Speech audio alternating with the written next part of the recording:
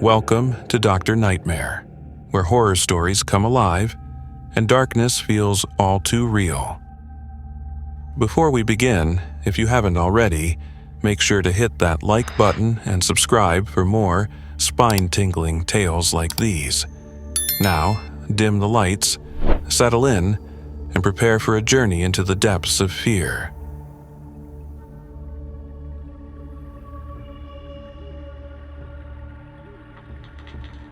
Hey guys, before I tell you what happened to me last week, there's something you need to know about.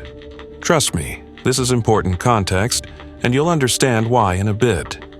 There's this legend about a woman with a hidden face, and, well, let's just say YouTube's guidelines prevent me from describing what's under that covering. Use your imagination. It's probably worse than what you're thinking. Let me tell you about this urban legend that's been keeping people awake at night. Picture this: you're walking alone after dark, maybe heading home from a friend's place or grabbing a late-night snack. The streets are empty, and the streetlights create these weird shadows everywhere. That's when you might encounter her. A woman wearing dark clothes, her face completely hidden behind what looks like an old-fashioned veil or scarf. Here's where it gets messed up. She'll approach you, and there's no point trying to run because, get this, she can literally appear anywhere she wants. Like, one second she's at the end of the street, the next she's right in front of you. And then she asks you this simple question: Am I beautiful? Sounds straightforward, right? Wrong. This is where things get really dark. If you say no, well, let's just say you won't be around to tell anyone what happened next. Think really big gardening tools if you know what I mean. And if you say yes, that's when she shows you what's behind that veil, and trust me, you don't want to see that. She'll make sure your face matches hers if you catch my drift. But here's the interesting part. There's supposedly one way to survive this encounter. If you say something like, "I don't know, I'd need to think about it," it apparently confuses her. Like nobody's ever given her that answer before and she doesn't know how to handle it. The legend says she'll just leave. Just walk away to find someone else who will give her a straight answer. I've heard people say she appears most often in older parts of cities where the streets are narrow and the lighting is bad.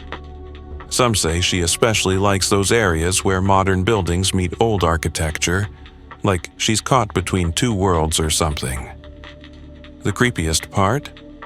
Unlike other urban legends that are tied to specific locations, she can show up anywhere. That dark alley behind your apartment? She could be there. That empty parking lot at night? Yep. That quiet street you take as a shortcut home? Definitely. Think about that for a second. Isn't it terrifying to know that anytime you're alone at night anywhere in the world, you might turn a corner and see a figure standing there, face hidden, waiting to ask you that one simple question? But hey, that's just a legend, right? Well, stick around for what I'm about to tell you next, because last week, something happened that made me question everything I thought I knew about urban legends. So, last week I was walking home from my friend's place. It was around 2 a.m., and yeah, I know what you're thinking. Not the smartest move. But I've taken that route like 100 times before. It's this shortcut through the old part of town, where those fancy new apartments meet the historic district. The streets were doing that thing where they almost seem to absorb the silence. You know what I mean? Like, every single step I took echoed off those old brick walls, making it sound like someone was walking behind me. The streetlights were playing tricks too, creating these weird, stretching shadows that seemed to reach out like fingers across the pavement. I remember checking my phone, 2:17 a.m. The battery was at 15%, which was just perfect, right? That's when I first noticed something was off. You know that feeling when the air suddenly feels different? Like it gets heavier somehow? I looked up from my phone and there she was, just standing there, maybe 20 feet ahead of me. I'm not even exaggerating when I say my blood turned to ice. She was wearing this long, dark dress that kind of blended with the shadows, making her look like she was floating. But what really got me was her face, or rather, what was covering it. It wasn't just a regular scarf or veil. It was this thick, dark fabric that hung completely still, even though there was definitely a breeze that night. I tried telling myself this was just some random person. Maybe someone coming home from a late shift, right? But then she started moving towards me. Her steps didn't make any sound. None. On these echoing streets where my own footsteps sounded like thunderclaps, she moved in complete silence. I blinked, and suddenly she was much closer, like impossibly closer. That's when my heartbeat went crazy. The legend started playing in my head like some messed up PowerPoint presentation. Every single detail I'd ever heard about the woman with the hidden face came flooding back. Then she spoke. Her voice? I don't even know how to describe it. It was like multiple voices speaking at once, but also not. Like if an echo could echo itself. My heart was trying to punch its way out of my chest. Every instinct was screaming at me to run, but I remembered the legend. Running wouldn't help. Saying yes or no would be game over. My mouth felt so dry it was like trying to swallow sand. And then, somehow, I managed to speak. My voice came out shaky, but I got the words out. I don't know. I'd need to think about it. Time seemed to stop. She just stood there, staring at me through that veil. I could feel her eyes on me, even though I couldn't see them. The silence stretched out so long I thought I might lose my mind. Then she tilted her head to the side, like a confused dog. It would have been almost funny if it wasn't the most terrifying thing I'd ever seen. And then, she just turned around and walked away. She headed towards the corner of Sterling and Oak Street, her movement still completely silent. When she reached the corner, she stopped for a moment. I swear she turned her head back towards me, just slightly. Then she stepped around the corner and was gone. I don't really remember how long I stood there after she disappeared. Could have been a minute, could have been an hour.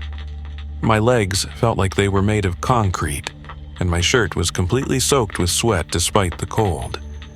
Ever had that feeling where your brain is screaming at you to move, but your body just won't? When I finally managed to get my phone out again, my hands were shaking so bad I could barely unlock it. The screen showed 2:19 a.m. 2 minutes. Everything I just told you happened in just 2 minutes. Somehow, that made it even worse, you know? I called an Uber right there. No way I was walking another step alone. While waiting, I kept looking over my shoulder, expecting to see her standing there every time I turned around. The driver probably thought I was on something because I couldn't stop checking the rearview mirror the whole ride home. That night, I didn't sleep. At all. I just sat in my room with all the lights on, trying to process what had happened. The rational part of my brain kept trying to come up with explanations. Maybe it was just someone playing a prank, right? Some elaborate cosplay or YouTube stunt. But deep down, I knew better. The way she moved, that voice, how she just appeared closer without taking a step. You can't fake that stuff. I spent the next few days doing research, going down every rabbit hole I could find about the woman with the hidden face. Found a bunch of similar stories from all over the world. Different names, different descriptions, but always the same question. Am I beautiful? Always the same consequences for answering wrong. Here's the thing that really messes with my head, though. I keep wondering what would have happened if I'd given a different answer. What if I'd said yes? What if I'd said no? Sometimes, when I'm lying in bed at night, I imagine alternate versions of that encounter, each one ending, well, you can probably guess how they end. I've changed a lot of things about my life since then. Downloaded every rideshare app that exists. Changed my work schedule to avoid being out late. Bought one of those super bright tactical flashlights. Maybe it's paranoid, but better safe than, you know. But here's what really keeps me up at night. According to the legend, she only appears to each person once. But nothing in the legend says what happens if you give that "I need to think about it" answer. Does that count as your one encounter? Or is she still out there, waiting to ask me again? Maybe wanting a more definitive answer this time. I honestly don't know if what I experienced that night was real in the traditional sense. Maybe it was all in my head. Maybe it was something else entirely. But I do know this. Every time I hear footsteps behind me after dark, every time I see movement in my peripheral vision, every time I catch a glimpse of something in a mirror, I remember her question. And I'm still not sure of my answer.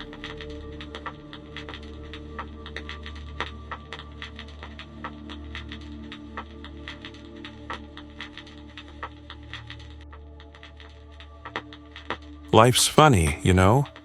One moment you're grinding away at your dead-end IT job, watching cat videos between troubleshooting sessions, and the next, well, you're actually dead. Like, literally dead. But I'm getting ahead of myself. My name's Colin Brown, and up until 3 months ago, I was your typical 28-year-old tech support guy who thought he had life figured out. Spoiler alert, I didn't. I was that dude who'd roll his eyes whenever someone mentioned spiritual experiences or near-death stories. You know the type, the guy who'd post pics or it didn't happen on Reddit threads about paranormal encounters. Yeah, I was that insufferable. My apartment walls were decorated with posters of Neil deGrasse Tyson quotes, and Richard Dawkins books filled my Kindle. I'd spend my weekends binge-watching science documentaries and arguing with strangers online about the impossibility of an afterlife.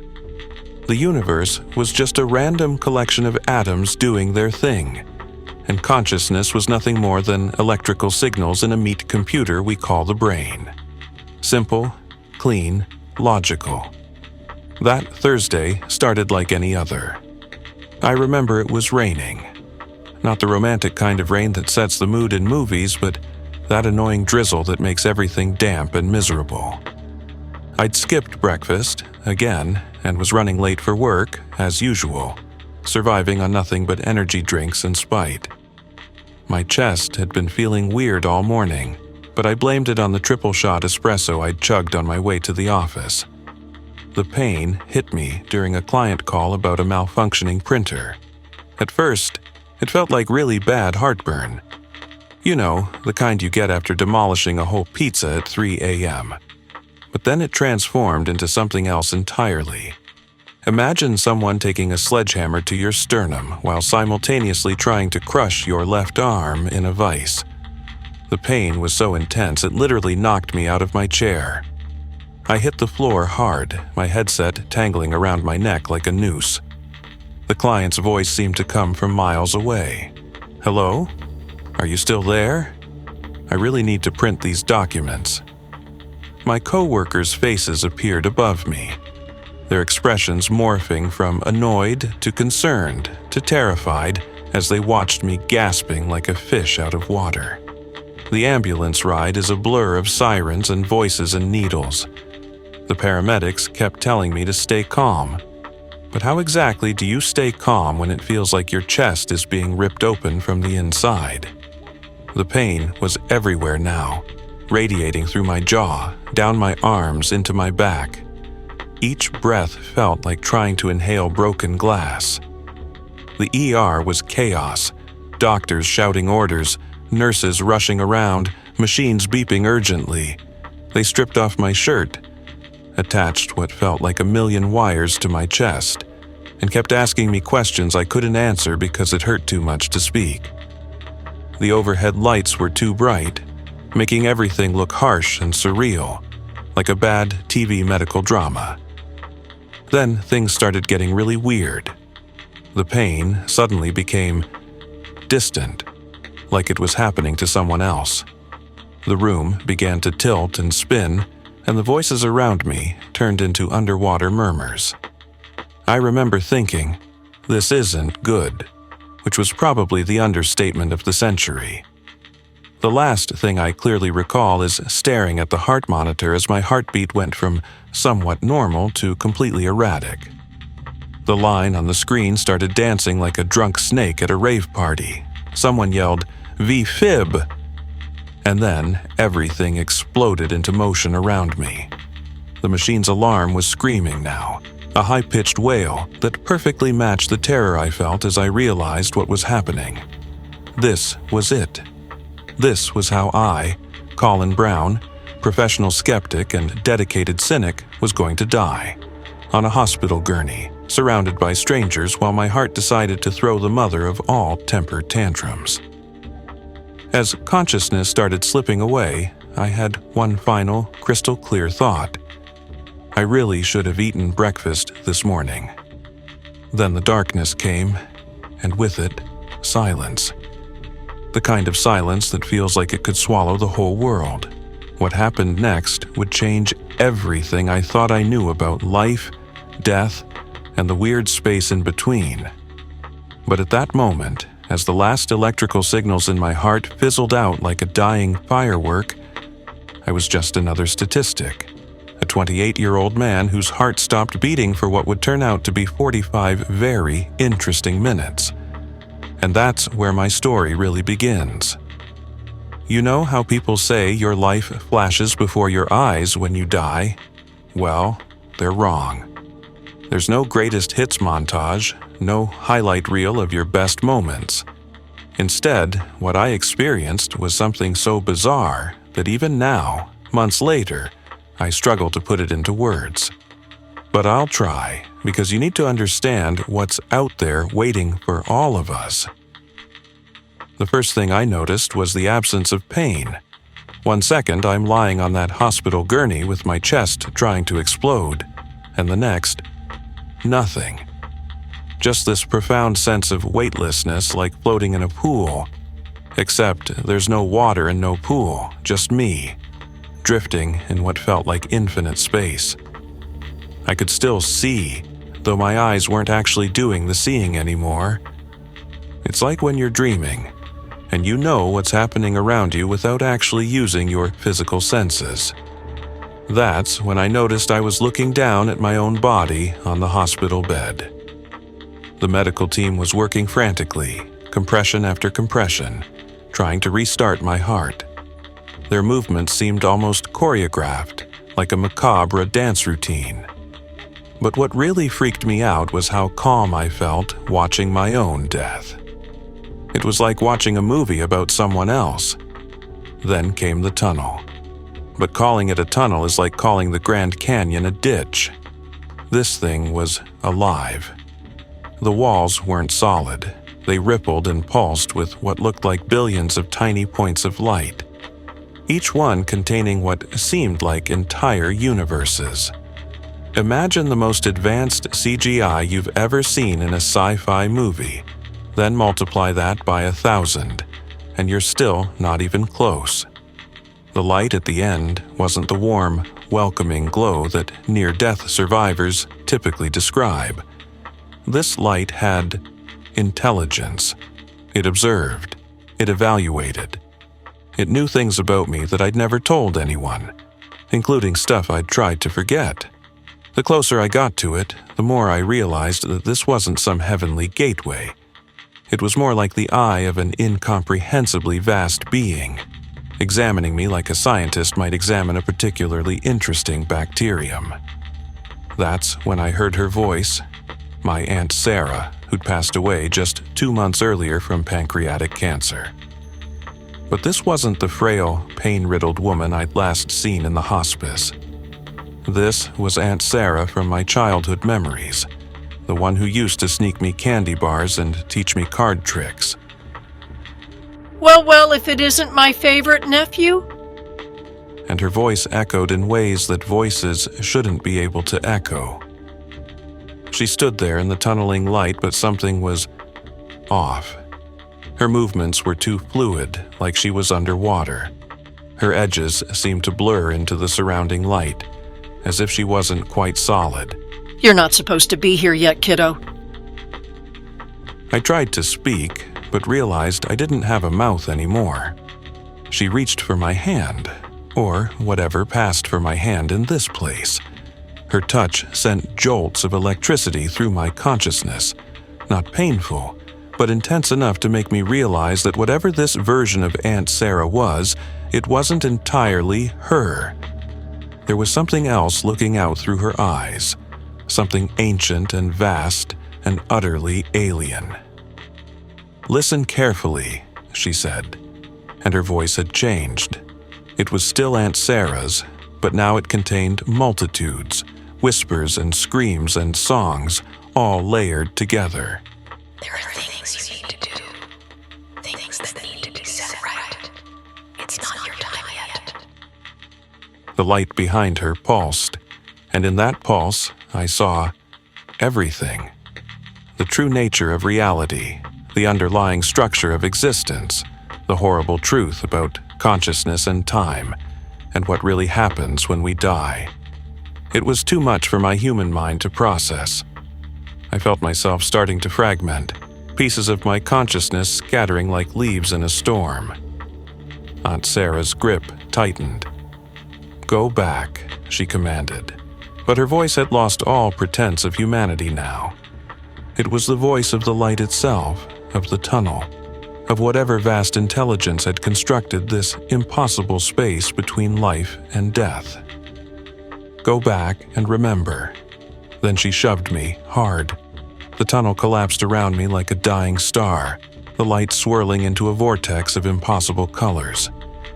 As I fell backward through layers of reality, I caught one last glimpse of Aunt Sarah.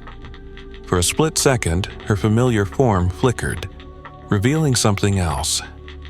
Something with geometries that shouldn't exist. Something that wore my aunt's shape like we might wear a coat. Coming back to life isn't like in the movies. There's no dramatic gasp, no sitting bolt upright in bed, no confused looking around asking, "Where am I?" Instead, consciousness returns like a slow tide of ice-cold molasses flooding your veins. And the pain, oh God, the pain. Imagine every cell in your body screaming in protest, like they're pissed off at being yanked back from whatever peaceful non-existence they'd settled into. The first thing I became aware of was the cold. Not just regular cold, but a bone-deep chill that felt like it had settled into my marrow during those 45 minutes of being technically dead. The doctors later told me this was normal after prolonged CPR, but there was nothing normal about this cold. It felt alive, like something had followed me back and made its home in my bones. My chest felt like it had been run over by a truck, then backed over again just for good measure. Broken ribs from the CPR, they said. But beneath the physical pain was something else, a sensation of profound wrongness. It was like my soul didn't quite fit back into my body properly, like trying to stuff slightly too large furniture through a slightly too small door. The doctors were amazed at my recovery. No brain damage, no organ failure, nothing to suggest I'd been clinically dead for nearly an hour. They called it a miracle. I used to be so sure about everything, about science, about reality, about the fundamental nature of existence.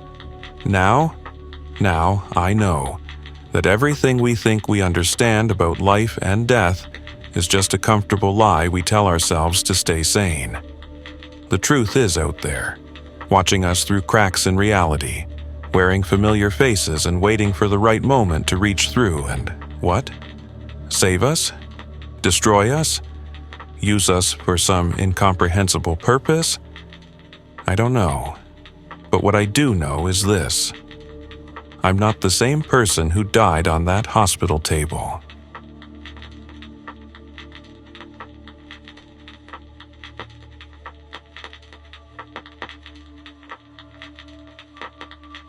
Looking back now, that morning at Sharp Top Mountain started like something out of a travel vlog. You know those aesthetic hiking videos where everything's perfect and filtered? Yeah, exactly like that. The Blue Ridge National Park in Virginia stretched out before me, all majestic and untouched, with the kind of crisp morning air that makes your lungs feel like they've been upgraded. The drive up to the trailhead had me hyped. I'd done my research, downloaded offline maps, packed enough water to hydrate a small army, and even read up on the local wildlife. The ranger station had these warning posters about copperheads and eastern timber rattlesnakes, complete with high-def photos that made my skin crawl. But hey, what's an adventure without a little danger, right? The parking lot was practically empty when I pulled in. Just a few cars scattered around like lonely chess pieces on a massive board. The morning sun painted everything in that golden hour glow photographers dream about. Pine needles crunched under my boots as I shouldered my backpack, double-checking my gear one last time. The trail markers stood out against the tree bark, fresh and well-maintained, practically begging to be followed. The ascent started gentle enough. The path wound through stands of towering pines that filtered the sunlight into these crazy patterns on the ground. Every breath filled my lungs with that pure mountain air, thick with the scent of pine resin and wild mountain laurel. Birds called out overhead, their songs echoing through the canopy like nature's own podcast. As I climbed higher, the trail got more technical. Scrambling over rock formations became a full-body workout, but each challenge just added to the adventure. The vegetation changed too. Shorter, tougher plants clung to the exposed rocks, survivors in this harsh environment. Every now and then, I'd stop to catch my breath and take in the expanding view. The valley below grew smaller with each rest stop, the world stretching out wider and wider. Finally reaching the summit felt like unlocking an achievement in real life. The panorama that greeted me, absolutely insane. Rolling mountains stretched to the horizon like waves in a frozen ocean, each ridge fading into a different shade of blue. The wind up there had this clean, sharp edge to it, making everything feel more real somehow. I spent hours just soaking it all in, taking photos that could never do justice to what my eyes were seeing. As the day wound down, I set up camp in a designated spot near the summit.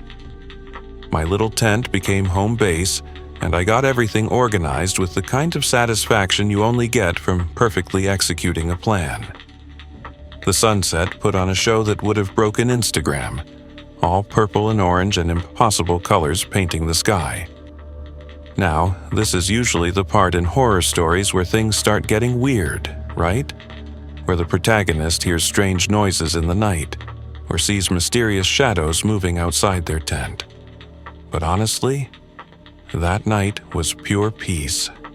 The kind of silence you can only find when you're above the world, broken only by the gentle rustle of wind through pine needles and the occasional distant owl. I drifted off to sleep, feeling like I'd stumbled into some kind of outdoor paradise. The ground beneath my sleeping pad was solid and reassuring, the night air cool and fresh through the tent's ventilation. No creepy sounds, no sudden temperature drops, no feeling of being watched. Just the pure, simple comfort of being alone in nature, surrounded by nothing but wilderness and stars. The night passed without a single disturbance. No horror movie cliches, no supernatural occurrences, not even a raccoon trying to steal my food, which, trust me, can be scarier than any ghost when you're camping. Just peaceful, uninterrupted sleep, the kind that recharges your soul as much as your body. Looking back, that perfect night might have been the universe's way of lulling me into a false sense of security. Because sometimes the most terrifying things don't announce themselves with spooky atmospherics or sudden chills. Sometimes they wait patiently in broad daylight, hidden in plain sight, ready to remind you that nature's beauty often conceals nature's deadliest secrets. But that's getting ahead of myself. That first night on Sharp Top Mountain was exactly what I'd hoped for. An escape into wilderness, a reminder of how small we are in the grand scheme of things, and a perfect start to what I thought would be just another hiking adventure. If I'd known what the next day had in store, well, let's just say ignorance truly was bliss. Morning hit different up there on Sharp Top. The sunrise painted everything in these soft golden tones, and the air had this crisp bite that made me feel more alive than my morning coffee ever could. After inhaling some protein bars and draining half my water bottle, I decided to go off exploring. Not like completely off trail. I'm not that guy from those survival horror movies who makes every wrong decision possible. But there were these smaller paths branching off the main trail that looked interesting on my hiking app. The thing about mountain trails is they're basically like YouTube recommendations. The popular ones are right there in your face, but the real gems, they're hidden in the suggested section that nobody clicks on. So I picked this narrow path that curved around the eastern side of the mountain. According to my app, it led to some cool rock formations that most tourists never bothered to check out. The trail started normal enough, thinner than the main path, sure, but still clearly marked. The forest got denser, though, with these old-growth trees towering overhead like nature's skyscrapers. Their branches wove together so tight that only patches of sunlight made it through, creating this weird dappled effect on the ground. Kind of like those aesthetic filters people use in their forest photography, except this was real. About an hour in, the trail started doing this switchback thing down a steeper section. That's when things got interesting, and not in the cool way you'd want for your social media story. The ground changed from your typical forest floor to this rocky, almost cave-like terrain. Massive boulders created these natural corridors, and the temperature dropped like someone had suddenly cranked up the AC. Then I saw it. If I hadn't been watching my footing so carefully, I might have walked right past it.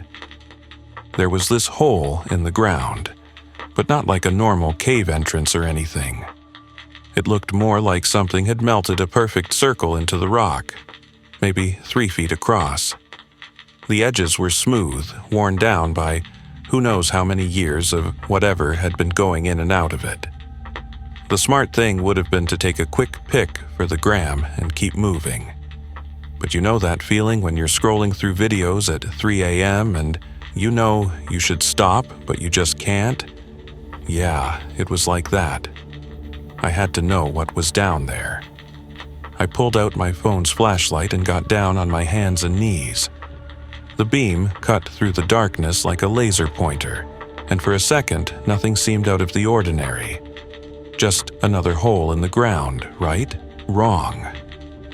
The light caught something moving. At first, my brain tried to process it as water, like maybe some underground stream creating ripples. But water doesn't move like that. Water doesn't twist and coil and slide over itself in endless patterns. Water doesn't have scales that gleam like oil on asphalt. What I was looking at was a mass of snakes. Not just a few snakes hanging out together. I'm talking about dozens, maybe hundreds, of bodies twisted together in this living knot of scales and muscle. They were flowing over and around each other like some kind of hypnotic screensaver from hell. Some were definitely copperheads. I recognized their hourglass patterns from the warning posters. Others looked like the timber rattlesnakes, their diamonds catching the light as they moved. But here's the really messed up part. They weren't all just 1 or 2 species. I saw patterns and colors I didn't recognize, shapes that didn't match anything from the ranger station's wildlife guide. Some looked too big. Others had markings that seemed to shift and change as they moved. It was like someone had taken every snake species in Virginia and thrown them into a biological blender. my phone slipped in my sweaty hand, and the light beam jerked across the pit. That's when the mass reacted. The whole writhing nest suddenly stopped moving, like hitting pause on a video. Then, slowly, dozens of heads turned toward the light. Oh, toward me. Have you ever had hundreds of pairs of snake eyes staring at you at once? It's not something they prepare you for in hiking guides. The sound came next. It started as a low hiss, barely audible, but it built up, like someone slowly turning up the volume on the world's creepiest white noise machine. It wasn't just the sound of multiple snakes hissing. It had this weird harmonic quality to it, almost musical, but in the most unsettling way possible. My body reacted before my brain could fully process what was happening. I scrambled backward so fast I nearly gave myself road rash on the rocky ground. My heart was doing its best drum solo impression, and I swear I could feel every single drop of sweat freezing on my skin. Standing up, I realized I'd dropped my water bottle somewhere near the hole. Let me tell you, there is no water bottle precious enough to make me go back there. That thing could have been filled with liquid gold, and I still would have counted it as a necessary sacrifice. The really freaky thing? As I backed away, the hissing changed. It got quieter, but also more focused somehow. Like they were whispering. Like they were sharing secrets about me, about what they could have done if I'd gotten just a little bit closer. I've seen plenty of nature documentaries about snakes. I've read about how they can sense heat, how they communicate through pheromones, how they're actually pretty shy around humans. But nothing I'd learned explained what I'd just seen. Nothing explained why different species were clustering together like that, or why some of them looked so wrong. The worst part wasn't the immediate fear. It was the questions that started creeping into my mind as I speed-walked back to the main trail. How long had that pit been there? What were all those different species doing together? And most importantly, what the hell were those ones I couldn't identify? Sometimes your brain tries to protect you by making you question what you've seen. But my phone's camera roll didn't lie. I'd managed to snap a few blurry photos before dropping my phone. Looking at them now, they don't capture even a fraction of what I saw. They look almost normal, like someone's bad photos of a couple of snakes at a zoo. But I know what I saw. I know what was down there, and I know that pit shouldn't exist. The trip back down Sharp Top Mountain felt like one of those speedrun videos, except I wasn't trying to break any records. I just couldn't get off that mountain fast enough. My brain kept switching between two modes, complete denial and hyper-analysis of every detail I'd seen. You know, when you watch a really messed up video and your mind keeps replaying it even though you want to forget? Yeah, it was exactly like that. Every rustle in the undergrowth made me jump. Every branch that brushed against my arm felt like scales sliding across my skin. The beautiful forest that had amazed me yesterday now felt like a carefully designed trap. The shadows between the trees seemed deeper, more purposeful. It's wild how your perception can flip so completely, like when you learn the dark truth about some wholesome-looking influencer. The main trail felt safer, but not safe enough. I kept a pace that my fitness tracker probably registered as running for your life, which wasn't far from the truth. Other hikers I passed probably thought I was training for some extreme sport, given how focused I was on getting down that mountain. A couple tried to say hi, but I just managed a quick nod. How do you casually tell someone, "Hey, watch out for the interdimensional snake pit around the corner"? When I finally reached my car, I practically dove inside. The familiar smell of old coffee and air freshener hit different, like a safety blanket made of normal, everyday scents. I sat there for a minute, air conditioning blasting, trying to process everything. The photos on my phone looked almost disappointingly normal, just dark shapes that could be anything. We think we've got nature all figured out. We've got our apps, our GPS, our weather forecasts, our wildlife guides. We mark our trails and post our photos and think we're somehow in control. But the truth, we're just scratching the surface of what's really out there. Sharp Top Mountain is still beautiful. The Blue Ridge National Park is still worth visiting. But if you go, stick to the marked trails. Don't go wandering off looking for hidden spots to make your socials more interesting. Some things aren't meant to be discovered, and some corners of nature don't want to be explored.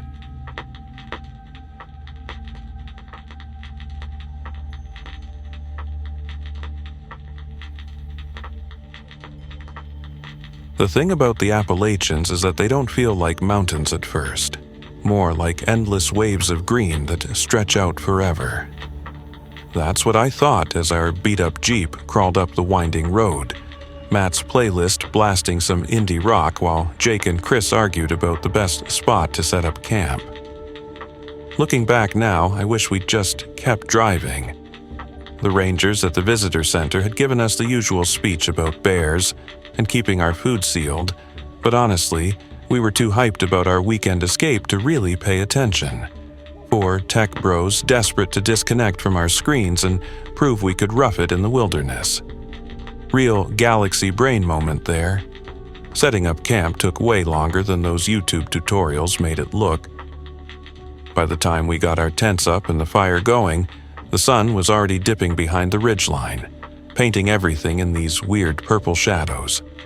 We cracked open some beers, fired up the portable grill, and spent that first night talking about nothing and everything. Work drama, crypto crashes, that new Netflix show everyone was obsessing over. That first night was perfect. Too perfect, maybe. The kind of peaceful that makes what came next feel even more messed up. Morning hit different up there. No alarm notifications, just pure golden sunlight filtering through the trees and the smell of crisp, burning instant coffee. We had this whole hike planned out, complete with trail markers and GPS coordinates saved offline. But then, Jake spotted this deer path cutting through the undergrowth, looking all mysterious and inviting. "Dude, we should check it out," he said, and none of us had the common sense to say no. Classic horror movie moment, right? But we weren't in a movie. We were just four idiots who thought we were too smart to get lost. The path twisted deeper into the forest, where the trees grew so thick they created this weird twilight zone even in broad daylight. That's when things started feeling off. The bird sounds we'd been hearing all morning just stopped. The air got heavy, like right before a storm, but the sky was clear as glass. We pushed through some dense brush and suddenly stepped into this clearing that shouldn't have existed. It was perfectly circular, like something had carved it out of the forest with geometric precision. But that wasn't the part that made my skin crawl. In the center of the clearing, someone, or something, had arranged massive stones in the shape of SOS. Each stone was easily hundreds of pounds, weathered and covered in thick moss that suggested they'd been there for years. But the formation itself looked fresh, the ground around it undisturbed by footprints or tool marks. Matt pulled out his phone to take a picture, but the screen just showed static. Jake tried his camera too, same result.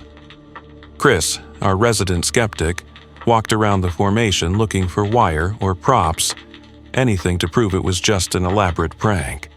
But I couldn't move. My eyes were locked on the spaces between the stones, where the moss seemed to pulse with a faint, sickly glow. The longer I stared, the more certain I became that the pattern wasn't just an SOS, there was something else there. Something in the negative space that made my brain hurt when I tried to focus on it. That's when we heard it. A sound that didn't belong in these mountains. A low-frequency hum that vibrated in our chest cavities and made our teeth ache. It seemed to come from everywhere and nowhere at once, rising in pitch until it was just on the edge of human hearing. We all felt it, that primal instinct that screams something is fundamentally wrong with this place. The forest around us had become alien and hostile, like we'd stepped through an invisible doorway into somewhere else. Somewhere we weren't supposed to be. Chris finally broke the silence. "We should go," he whispered, his voice tight with barely controlled panic.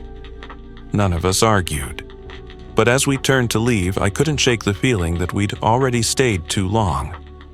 That by finding this place, we'd become part of whatever sick game was being played out in these ancient mountains. The real question wasn't who had made the SOS. It was whether they were warning others to stay away, or calling something to this spot. After finding the SOS formation, we tried to document everything, but technology kept failing us in increasingly weird ways. Matt's iPhone would only capture corrupted images that looked like abstract art. My Android straight up refused to open the camera app. Even Jake's fancy DSLR just produced photos that were completely black, despite the bright daylight. Chris, ever the rational one, started taking measurements and notes in his physical notebook. The stones formed a perfect SOS pattern, each letter exactly 12 feet long. The rocks were local limestone, heavily weathered, with that weird bioluminescent moss growing in patterns that seemed almost deliberate. The more we studied it, the less natural it felt. We split up to search the surrounding area. Stupid, I know, but we stayed within shouting distance. That's when things got even stranger. Jake found more stones scattered through the forest, but these were carved with symbols that looked like a cross between ancient runes and circuit board patterns. Matt discovered a perfect circle of dead vegetation about 50 yards out, where even the trees had withered to gray husks. Chris swore he heard whispers coming from a small cave entrance, but none of us were brave, or stupid, enough to investigate that. The weirdest part? Every time we tried to walk away from the clearing, we'd somehow end up circling back to it. The GPS on our phones showed us moving in straight lines, but the forest itself seemed to bend around us, herding us back to those haunting stone letters. Time started playing tricks on us too. My watch said we'd only been exploring for an hour, but the sun had moved like it was late afternoon. The shadows of the trees stretched and twisted in impossible ways, sometimes pointing in different directions at the same time. The air grew thick with an electric tension that made our hair stand on end. We finally decided to head back to camp, marking our path with bright orange surveyor's tape. But with each step, the forest looked less and less familiar. Trees we didn't remember passing loomed overhead. Strange rock formations appeared where there had been none before. Even the sun seemed to have changed position in impossible ways. The worst part wasn't the fear of what we might find. It was the growing certainty that we had already found it. And now it had found us too. Whatever force had arranged those stones wasn't sending a distress signal. It was marking its territory, and we had just become part of its collection. The park rangers found us wandering along the main trail at dawn, almost a mile from where we thought we were. None of us could explain how we got there. Our campsite was completely intact when they brought us back to it, like we'd never left. Even our phones showed the correct time and date, all the glitchy photos gone without a trace. The ranger station turned into an impromptu incident command center once we reported what we'd found. 2 officers from the local police department showed up, followed by a Forest Service investigator who interviewed each of us separately. They all asked the same questions. Had we taken any substances? Were we experienced hikers? Could we pinpoint the clearing's location on a map? We must have sounded like complete lunatics. 4 tech professionals babbling about impossible stone formations, weird moss that glowed, and a forest that rearranged itself. The investigator kept exchanging these looks with the rangers, the kind that said city folks letting their imagination run wild. But they had to check it out. Protocol, they said. They assembled a search team with GPS units and topographical maps. We tried to lead them back to the clearing, retracing our steps from the deer path. After 6 hours of searching, all they found was undisturbed forest. No stone formations, no dead vegetation circles, no cave entrance. Even our bright orange surveyor's tape had vanished. The official report called it a case of spatial disorientation combined with group hysteria. They explained how the brain can play tricks when you're in unfamiliar territory, how fear can spread through a group and create shared delusions. All perfectly rational explanations that made total sense in the fluorescent-lit ranger station. 3 months have passed since then. We've all tried to move on, dive back into our normal lives of coding sprints and Zoom meetings. Sometimes I open Google Earth and stare at satellite images of those mountains, trying to find that clearing. It never shows up.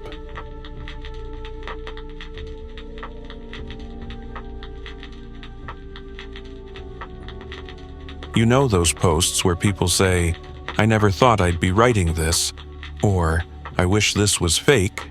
Yeah, I used to roll my eyes at that stuff, but here I am, typing this out at 3 a.m. because sleep isn't really an option anymore. Not since I found out what Alex did. Let me back up. 6 months ago, my life in Boston was basically perfect. I had this sweet brownstone in Back Bay that Alex and I bought after saving for years. Was this brilliant biochemist at MIT, while I worked from home as a software developer. We were that disgustingly happy couple that posted cute pics on Instagram and actually meant it. Weekends were our thing. We'd hit up the local farmers market on Saturdays, cook together while listening to Dr. Nightmare podcasts, oh, the irony, and spend Sundays either hiking or binge-watching whatever show everyone was talking about. Alex would always fall asleep on my shoulder, and I'd carry her to bed. Looking back, those moments feel like watching someone else's life through a screen. The changes were so subtle at first that I wrote them off as stress from her work. Alex started spending more time in our basement, saying she needed a quiet space to review research papers. She'd come to bed hours after me, her skin cold to the touch. When I'd try to hold her, she'd shift away, mumbling something about being too hot. Then the weird stuff started. I'd put my car keys in their usual spot by the door, only to find them in the refrigerator. My laptop would be open to websites I'd never visited, all in some language I couldn't read. The worst was the smell, this sickly sweet odor that would appear and disappear, like rotting flowers mixed with copper. My dreams turned into these twisted versions of reality. I'd be making coffee in our kitchen, but the water would run black from the tap. Alex would smile at me, but her teeth would be filed to points. I started dreading sunset, knowing that darkness meant another night of those visions. I tried talking to my best friend Ryan about it. He listened patiently while I rambled about the strange occurrences, probably thinking I was having some kind of breakdown. But then he mentioned something that made my blood freeze. His grandmother, who practiced some old-world traditions, had been asking about us. She said she'd seen death shadows following me in a recent photo I'd posted. That conversation led me down a rabbit hole of research. Late at night, while Alex was in the basement, I'd read forums about black magic and curses. Most of it seemed like teenager nonsense or creative writing exercises, but some posts described exactly what was happening to me. The same symptoms, the same progression of events. I found a woman who claimed she could help. Her website looked like it was made in 1995, with a rotating skull gif and everything. Under normal circumstances, I would have laughed it off. But by then, I was getting desperate. The dreams were getting worse. And Alex didn't even look like herself anymore. Her eyes had this hollow look, like something was wearing her skin. So I made an appointment. What she told me there changed everything I thought I knew about reality, about love, and about the person sleeping next to me every night. But that's another chapter of this nightmare, and honestly, I need to take a break. Just writing this much has made my hands shake. The memories feel too fresh, too raw. Besides, I think I just heard something moving in the basement, and Alex isn't home. The spiritual advisor lived in this tiny house in Roxbury that looked totally normal from the outside. Like, if you were walking by, you'd think it was just some old lady's place with those plastic lawn chairs and tacky garden gnomes. But the moment I stepped inside, my phone went dead. Not low battery, completely dead. The air felt thick, like trying to breathe underwater. The woman who opened the door wasn't what I expected. No crystal balls or flowing robes, just a middle-aged lady in jeans and a Red Sox hoodie.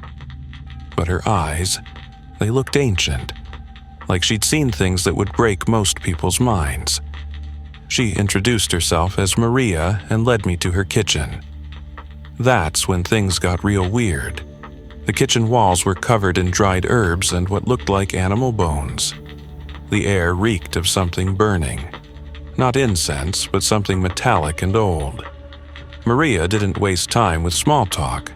She took one look at me and started cursing in what sounded like Spanish mixed with something else. "Someone's been feeding you death," she said, matter-of-factly, like she was telling me about the weather. "You've been consuming water from the dead, the kind they use to wash corpses before burial." I laughed, actually laughed out loud. But Maria didn't crack a smile. She walked to her cabinet and pulled out this ancient-looking book. The pages were yellow and felt like human skin. She showed me drawings of rituals involving funeral water, corpse dust, and personal items stolen from graves. According to Maria, these rituals were designed to slowly poison someone's soul, making them vulnerable to possession. The physical symptoms I'd been experiencing? Classic signs of death magic. Items moving on their own, cold spots in the house, that rotting flower smell. But what really got me was when she described specific objects I'd find in my house. A jar of dirt hidden behind the water heater, a bundle of black threads under our mattress, and a small leather pouch buried in our garden. She told me the exact locations without ever having been to my house. I drove home in a daze, convinced she was either the world's best cold reader or something I wasn't ready to accept. But curiosity won out. I waited until Alex left for work the next morning before starting my search. The jar was exactly where Maria said it would be. Inside was dark soil mixed with what looked like human hair and fingernail clippings. My fingernails. The bundle under our mattress contained photographs of me sleeping, taken without my knowledge, wrapped in black thread. And in the garden, buried exactly 3 feet from our back door, I found the leather pouch. I didn't open it. Maria had warned me not to. But the worst discovery came when I checked our basement. Behind Alex's work area, I found a hidden shelf. It held bottles of cloudy water, books in languages I didn't recognize, and dozens of small dolls made from what looked like real human teeth and hair. My teeth. My hair. Pieces of me that had gone missing over the months, that I'd dismissed as normal loss. I threw up right there on the basement floor. Everything clicked into horrible focus. The gradual changes in Alex, her late nights, the weird smells. It wasn't stress from work. She'd been systematically poisoning me, preparing me for something worse than death. Maria had given me a way out, a cleansing ritual that would take weeks and cause unimaginable pain. But first, I had to make a choice. Confront Alex or pretend I knew nothing while secretly fighting back. As I stood in that basement, surrounded by evidence of her betrayal, I remembered how she'd kissed me goodbye that morning, like any other day. That's the thing about true horror. It's not the monsters or demons that really get you. It's realizing that the person you trusted most in the world, the one you shared your life with, has been patiently, lovingly plotting your destruction all along. I took photos of everything before putting it all back exactly as I found it. That night, when Alex came home, I acted normal. We ate dinner, watched TV. When she kissed me goodnight, I kissed back. But in my mind, I was already planning my first ritual with Maria, because now I knew it was either Alex's dark magic or my soul. And I wasn't ready to give up my soul just yet. 30 days of pure hell. That's what it took to cleanse my body and soul from Alex's dark magic. Maria warned me it would be rough, but rough doesn't begin to cover what I went through. Each morning, I had to drink this mixture that tasted like rusted metal and something worse, something dead. The water was blessed or cleansed or whatever, but it made me violently ill every single time. At night, when Alex thought I was working late, I'd go to Maria's house for the actual rituals. She'd make me sit in a circle of salt while she chanted and waved burning herbs around. My skin would feel like it was on fire, and I'd see things. Shadow creatures crawling across the walls, faces stretching out of the floor. My own reflection aging and rotting in Maria's mirrors. The worst part was pretending everything was normal at home. Alex definitely noticed something was off. How could she not? I was losing weight, barely sleeping, and probably looked like a walking corpse. But she played along, acting concerned, making me soup, being the perfect wife. Sometimes I caught her watching me with this weird expression.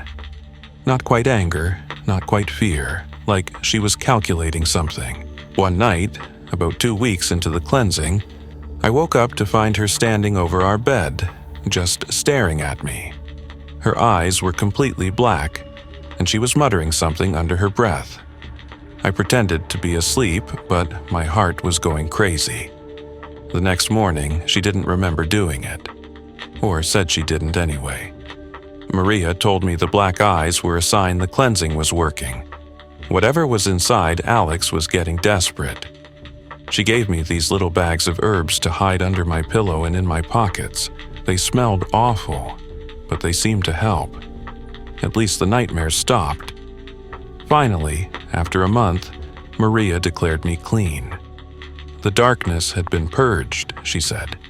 Alex's magic couldn't touch me anymore. And yeah, I did feel better. Lighter, somehow. Like I'd been carrying around a weight I didn't even know was there. But here's the thing about surviving something like this. You're never really the same. I've moved out now, filed for divorce, changed my number, all that practical stuff. Alex didn't even fight it. She just signed the papers with this weird little smile, like she knew something I didn't. Sometimes I'll be at the grocery store or stuck in traffic, totally normal moments when it hits me. My wife tried to steal my soul. The person I shared everything with for 5 years was practicing black magic in our basement, using my own body parts in rituals. How do you even process that? Last week, I heard from a mutual friend that Alex is dating someone new. Poor guy has no idea what he's getting into. Part of me wants to warn him, but who would believe this story? Hey man, your girlfriend's into black magic and corpse water. Yeah, that would go over well. So I guess that's my story, not the kind of thing you expect to deal with in your 30s, right? But at least now I know what I'm dealing with. And I'm ready. Maria taught me well. The question is, are you ready? Because after reading this, you might start noticing things too.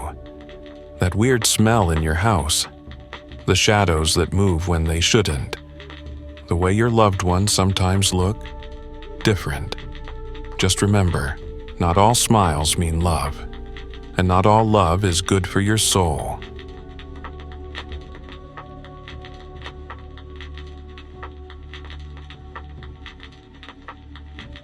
I still remember that crisp October morning when Ralph and I threw our backpacks into my beaten-up Jeep Cherokee. The Great Smoky Mountains were calling, and we were so pumped to answer. Like, seriously pumped. We'd been planning this trip for months, watching all these survival YouTubers and thinking we were going to be just like them. Spoiler alert, we weren't. The drive up was amazing. The roads twisted through these insane fall colors, reds and oranges that looked like someone had cranked the saturation up to max in real life. Ralph was going on about his latest Twitch drama. He's trying to be a streamer, and I was half listening, mostly focused on not driving us off the mountain. The GPS signal kept dropping in and out, but we didn't care. We were finally escaping our boring lives, even if just for a weekend. When we hit the trailhead, the air was different. You know that feeling when you step outside after being in air conditioning all day? It was like that, but better. The forest had this smell, like dirt and leaves and something else I can't describe. Ralph started filming everything for his vlog, doing his best Bear Grylls impression. I'm pretty sure he thought this would be his big break on YouTube. We hiked for hours. The trail wasn't too hard, but it kept going up and up and up. Our legs were burning, but in that good way that makes you feel alive. Then we found it. The abandoned camp. At first it was just interesting, you know, like finding an Easter egg in a video game. The campfire pit was cold, but there was something off about how the ashes were scattered. It looked like someone had kicked through it in a hurry. Their tent was still there, one of those expensive North Face ones, but it was torn in places it shouldn't be. Their stuff was everywhere. A camping stove, some clothes, a phone with a cracked screen. The weird part? The silence. You know in horror games when the background music suddenly stops and you're like, oh crap? It was exactly like that. No birds, no squirrels, nothing. That's when we saw an okay look. Because of YouTube's community guidelines, I can't exactly describe what we found next. But imagine the worst thing you could find in the woods. Then multiply that by 10. I'll just say this, there was a person and a bear, and I think you can figure out the rest. The sounds, the smell, everything about that scene was just wrong. Ralph dropped his camera. I dropped my water bottle. For what felt like forever, we just stood there, our brains completely frozen. You know that fight-or-flight response everyone talks about? Yeah, turns out there's a third option. Becoming a human statue while your entire body fills with ice-cold terror. That bear. It wasn't like anything I'd seen at the zoo. Nature documentaries don't prepare you for the real thing. And the worst part, we were still miles from civilization, our phones had no signal, and the sun was starting to set.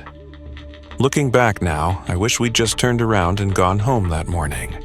But you know what they say about hindsight. It's always 20/20, especially when you're staring at something that's about to turn your entire world upside down. The next few hours are still a blur in my mind. We ran. Not the normal kind of running you do at the gym or when you're late for the bus.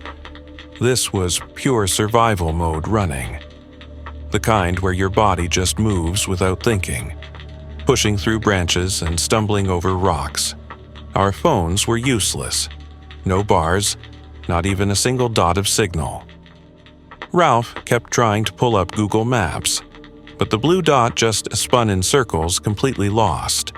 The sun was setting fast, painting the forest in these weird shadows that made everything look like it was moving. You know how in horror movies, the characters always make dumb decisions? Like splitting up or going into the basement? Well, we weren't trying to be those guys. We stuck together, constantly checking over our shoulders. Every crack of a branch sent our hearts racing. The forest was playing tricks on us. Random sounds seemed to come from everywhere and nowhere at the same time. The worst part? The darkness.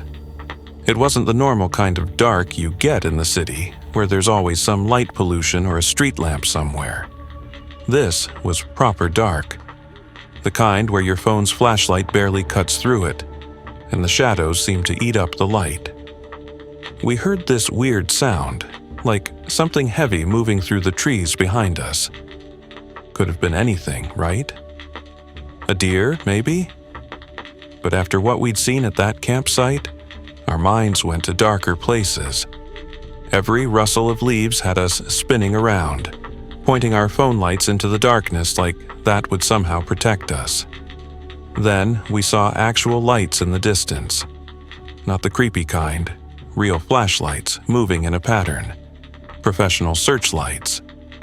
We started yelling and waving our phones around like crazy people at a concert. The rangers found us about 20 minutes later, looking like we'd just crawled out of a washing machine, covered in dirt, leaves, and scratches. There were 4 of them, all geared up with proper equipment and actual weapons. They didn't seem surprised when we told them about the campsite. Just exchanged these looks that made my stomach drop even further. "We've been tracking reports of unusual activity in this area," one of them said. That's how they phrased it. Unusual activity. You could tell they were choosing their words carefully, probably thinking about what they could and couldn't say officially. They escorted us back to their vehicle, walking in this tight formation with us in the middle. The whole time, they kept scanning the trees with their lights. Not in a random way, but methodically, like they were expecting something. One of them radioed ahead, using all these code words we couldn't understand. At their station, they took our statements. Again, keeping everything professional and vague. But I caught bits of their radio chatter about what they found at the campsite. They mentioned something about this being the 3rd incident this season. The ranger in charge, this guy with the most serious face I've ever seen, sat us down with some hot coffee. "What you encountered today," he started, then paused like he was choosing his next words carefully. "Nature can be unpredictable. Some things out there don't fit into our normal understanding of wildlife behavior." That's when another ranger burst in, whispering something to him. They both left quickly, and through the window we saw more vehicles arriving, ones without any markings or logos. The kind of vehicles that show up when something serious is going down. They kept us at the station until dawn, for our safety, they said. But the way they were acting, the hushed conversations, the constant radio chatter, it felt like there was something bigger going on, something they weren't telling us. Just before they let us go, the head ranger pulled us aside. "Listen," he said, looking more tired than any person I've ever seen. "What you saw today, it's best if you don't share too many details. For everyone's sake." He handed us his card with a number scribbled on the back. "If you remember anything else, or if you need to talk, call this number directly." The drive home was silent. What could we even say? It's been 3 months since that day in the Great Smoky Mountains, and honestly, life feels different now. You know how people say certain experiences change you. Well, they're not wrong. I tried going back to my normal routine: work, gym, Netflix, Dr. Nightmare YouTube channel with horror stories. Repeat. But everything feels off. Ralph and I still hang out. But we don't talk about that day. We don't need to. It's always there, this unspoken thing between us. What I can tell you is this: nature isn't just beautiful sunsets and peaceful trails. It's ancient, unknowable, and sometimes, in the deepest parts of the woods, you find things that remind you just how small and insignificant we really are. To anyone watching this who's thinking about going off trail for some exciting content, don't. Some memories aren't worth making. Some adventures aren't worth having. And some things in those mountains should stay undiscovered.